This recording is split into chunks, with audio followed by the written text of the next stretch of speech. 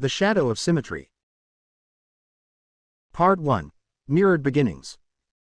The Lawson twins were born 7 minutes apart, Eliza first, then Maya, on a stormy April evening in 2002. Identical in appearance but divergent in spirit from the very beginning. Their mother, Patricia, claimed she could tell them apart by the way they cried. Eliza's wails were measured and purposeful, while Maya's were impulsive and demanding. By age 5, the differences became more pronounced. Eliza was quiet and observant, with a peculiar fascination for how things worked. She would dismantle toys and reassemble them with improvements.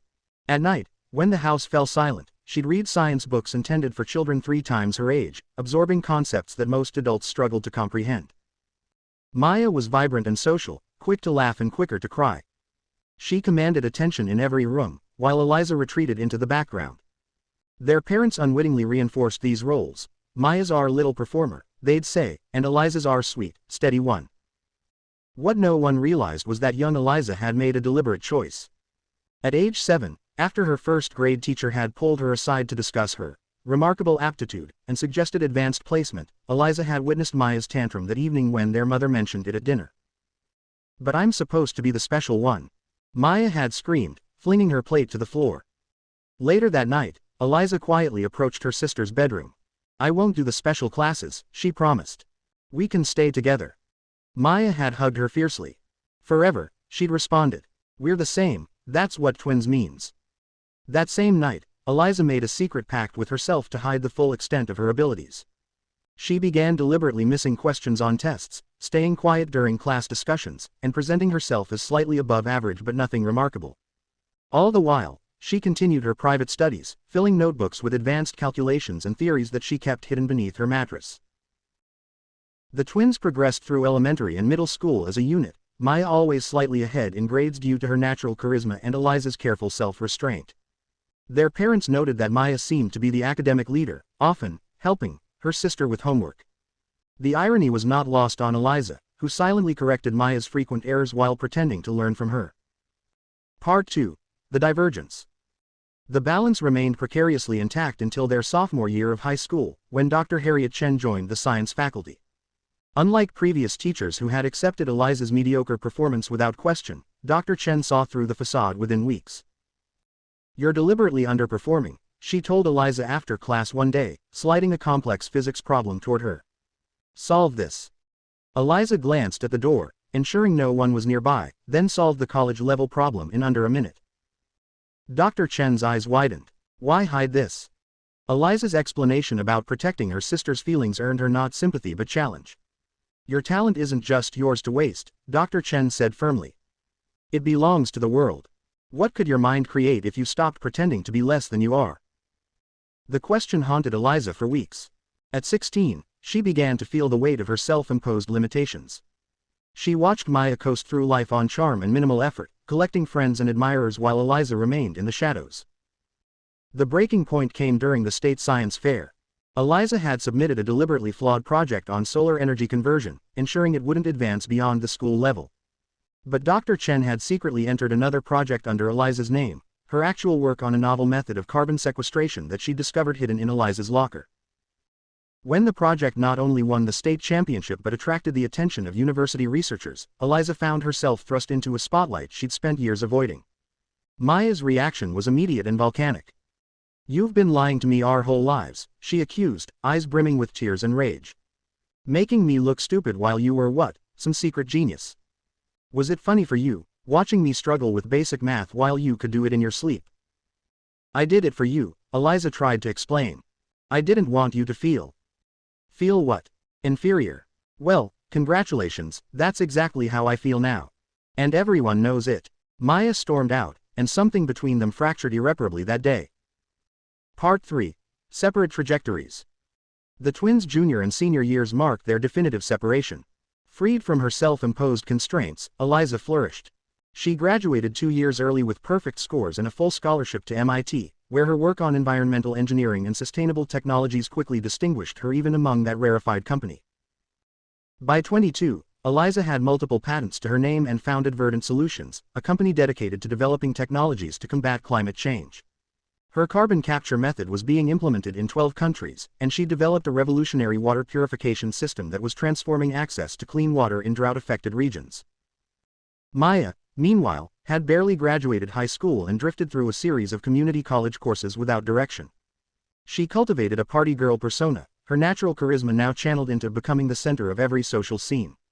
She cycled through boyfriends rapidly, each relationship more turbulent than the last. The twins saw each other only at obligatory family gatherings, their conversations strained and superficial. They had become strangers occupying the same genetic blueprint, their twinship now just a biological footnote rather than a defining relationship.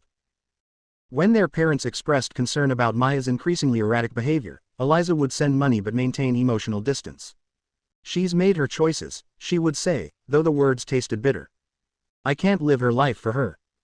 At 24, Maya announced her pregnancy at Thanksgiving dinner with no mention of the father. Eliza quietly arranged for top medical care and set up a trust fund for the child. When twins arrived, a boy and girl named Jackson and Lily, Maya seemed briefly stabilized by motherhood.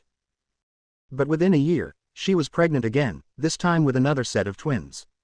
Shortly after Connor and Emma were born, Maya's drug use, which had begun as recreational, spiraled into full addiction. Social services became involved when she left all 4 children, the oldest not yet 3, alone in her apartment for 2 days while on a binge. The call came at 3 a.m. Eliza, fresh off a transatlantic flight from a climate conference in Geneva, drove directly to the child welfare office. She found 4 terrified, hungry children and signed temporary guardianship papers without hesitation. "I'll take them to our parents," she told the social worker. "They'll have a stable home." Robert and Margaret Lawson, though in their 60s, embraced their grandchildren with open arms. Eliza purchased the house next door to her parents and split her time between there and her company headquarters, adjusting her schedule to be present for the children. She hired additional help but insisted on participating in their daily lives, reading bedtime stories, attending school events, teaching them about the natural world she worked to protect. Maya appeared sporadically, sometimes sober and affectionate, other times agitated and demanding money. The children learned to brace themselves for her visits, which inevitably ended in shouting matches with their grandparents or Eliza. "You think you're so perfect," she would spit at her sister. "Saint Eliza with her billions and her awards, raising my kids to worship you." "They're being raised to be loved and secure," Eliza would respond, keeping her voice level despite the pain. "You're welcome to be part of that anytime you're ready." But Maya never seemed ready, and as the years passed, her resentment calcified into something darker. Part 4. The Descent. By the time the first set of twins turned 12, Maya had been in and out of rehabilitation centers 7 times. Each attempt at recovery followed the same pattern: initial progress, tearful reconciliations, promises to the children, then relapse and disappearance. What no one realized was that Maya's resentment toward Eliza had evolved into an obsession. She kept newspaper clippings of her sister's achievements and watched interviews with her on repeat. In her increasingly disordered thinking, Eliza had not only stolen her potential but had now taken her children as well. "She planned it all," Maya would mutter to whoever would listen in the halfway houses and shelters she frequented. "She kept me down so she could rise. She made me like this." Few paid attention to these ramblings, dismissing them as the paranoia of an addict. But Maya's plan was developing clarity even as her mind fractured further. She began following Eliza, learning her routines, studying the security measures at her home and office. She discovered that every year on the children's birthdays, Eliza hosted an elaborate celebration at her home, with the entire day live-streamed for family members who couldn't attend in person, a tradition that had begun when relatives from across the country had requested to participate in Jackson and Lily's 5th birthday. The streams were private, accessible only to family through a secure server, but Maya had managed to maintain access through an old account. As the date of Connor and Emma's 10th birthday approached, Maya formulated her plan. She had been sober for 3 months, the longest stretch in years, and had been making regular, pleasant visits to see the children. Everyone noted the improvement, even Eliza, who cautiously allowed herself to hope that her sister was finally healing. "Would it be all right if I helped with the birthday preparations?" Maya asked Eliza 2 weeks before the celebration. "I'd like to be more involved." Eliza agreed readily, hoping this marked a true turning point. Maya was given access to the house to help decorate and plan activities. What no one noticed was that during these visits, she was carefully studying the home's layout, security system, and the schedule for the day's events. What Maya didn't know was that 14-year-old Jackson, the oldest of her children, had inherited Eliza's perceptiveness. He noticed small things: His mother's too bright smile, the way her eyes darted to certain areas of the house, how she asked casual but specific questions about Eliza's schedule and the livestream setup. 3 days before the birthday, he confided his concerns to his twin sister, Lily. "Something's not right with Mom," he told her. "She's planning something bad." Lily, who shared her aunt's analytical nature, suggested they investigate. Together with their younger siblings, they began their own surveillance operation, taking shifts to monitor their mother's activities during her visits. The day before the birthday celebration, Connor discovered a bag hidden in the garden shed containing a knife and a bottle of prescription sedatives that had been filled recently in Maya's name but was nearly empty. When Emma found searches for untraceable poisons and how to make a death look like heart failure on a tablet Maya had left charging, the children knew they needed to act. Part 5. The Revelation. The morning of Connor and Emma's birthday dawned bright and clear. The livestream was scheduled to begin at noon, with 45 family members expected to tune in from across the country. The house was decorated festively, and caterers bustled about preparing food. Maya arrived early, offering to help Eliza with last-minute arrangements.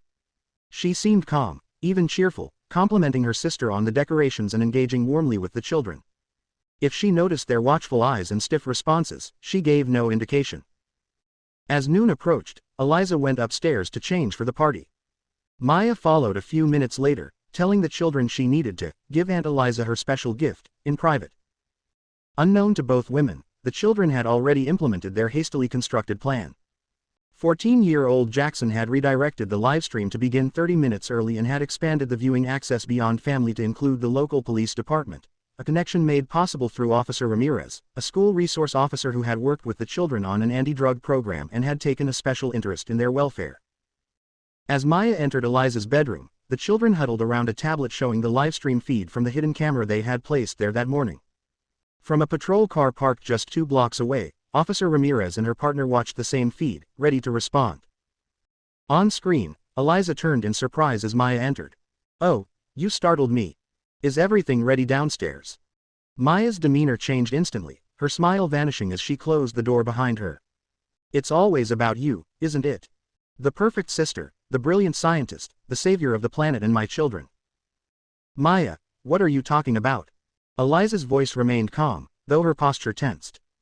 "You stole my life." Maya advanced, pulling a syringe from her pocket. "You pretended to be ordinary when we were young so I'd look like the failure later. You've been plotting against me our whole lives." Downstairs, Jackson whispered urgently to his siblings, "It's happening. Emma, get Grandma and Grandpa into the safe room like we practiced. Connor, make sure the doors are unlocked for the police. Lily, stay with me on the feed." On the screen, Eliza backed away, hands raised placatingly. "Maya, please. I hid my abilities because I thought it would make you happy. It was a child's misguided attempt to protect your feelings, not a conspiracy." "Liar." Maya lunged forward with the syringe. Eliza dodged, her self-defense training evident in her quick reactions. "You never gave me a chance to be anything." "You had every chance I did," Eliza countered, maneuvering around the room to maintain distance. "We had the same parents, the same schools, the same opportunities. My success didn't cause your problems, Maya. Then why is everything so easy for you? The company, the money, my children loving you more than me." Maya's voice cracked with genuine anguish beneath the rage. "Nothing about this has been easy," Eliza said softly, her guard dropping slightly at her sister's pain. It was enough of an opening for Maya to rush forward, but as she did, the bedroom door burst open. Jackson and Lily stood in the doorway, the livestream tablet held high. "Mom, stop," Jackson called out. "Everyone can see you. The police are watching too." Maya froze, turning to see her children and then the tablet with its red recording light. In the moment of confusion, Eliza managed to knock the syringe from her hand. "Your children figured it out," Eliza said gently. "They're brilliant, Maya. They get that from you, your intuition, your perceptiveness. They saved my life, but they might have saved yours too." The sound of sirens grew louder, and within moments, Officer Ramirez and 3 other officers entered the room, quickly securing Maya, who had collapsed to her knees, all fight draining from her as the reality of what she'd nearly done sank in. As Maya was led away, she looked back at Eliza with clarity in her eyes for the first time in years. "I was so busy hating you for being extraordinary that I never tried to discover what I might be good at," she said quietly. "That's not your fault. It never was." Epilogue. Redemption in fragments. The live-streamed attempted murder became a national sensation, but the family closed ranks around the children, protecting them from media intrusion while they processed the trauma of their mother's actions. Maya was charged but, due to Eliza's intervention and testimony about her sister's mental health and addiction struggles, was remanded to a secure psychiatric facility rather than prison. There, properly diagnosed with bipolar disorder and finally receiving appropriate treatment along with addiction counseling, she slowly began to rebuild herself from the foundation up. Eliza continued her revolutionary work but scaled back her travel and public appearances to focus on the children and, surprisingly, on rebuilding some form of relationship with her sister. Their weekly visits at the treatment facility were initially strained but gradually evolved into something new, not the twinship of their childhood, but a fragile, honest connection between two very different women. 3 years later, when Maya had demonstrated significant progress in her treatment, Eliza helped establish a foundation in both their names focused on addiction recovery and mental health support for families. Maya, though still residing in a transitional living facility, began working remotely for the foundation, using her experiences to help others. The children, now teenagers, developed close relationships with both their mother and their aunt, understanding the complex dynamics that had led to the crisis point. They flourished under the care of their grandparents and Eliza, each showing unique talents: Jackson in psychology, Lily in environmental science, Connor in music, and Emma in literature. At Emma and Connor's 13th birthday, a quieter, private affair with no livestream, Maya presented each of her children with letters she had written during her recovery, acknowledging her failures and expressing her pride in who they were becoming despite, not because of, her influence. Later that evening, when the party had wound down, Maya found Eliza alone on the porch swing. "Thank you," she said simply, "for not giving up on me even when I tried to destroy you." Eliza took her hand. "We came into this world together. Different as we are, there will always be a part of me that is only complete with you in the world." They sat in silence as the sun set, two women with identical faces and wildly divergent minds, finding peace in the understanding that their differences, once the source of such darkness, could become a source of strength, not just for themselves, but for the 4 young lives they now guided together, each in their own way. Thank you for watching. Please like and subscribe for more. And don't forget those post notifications for the next Hood Tales installment.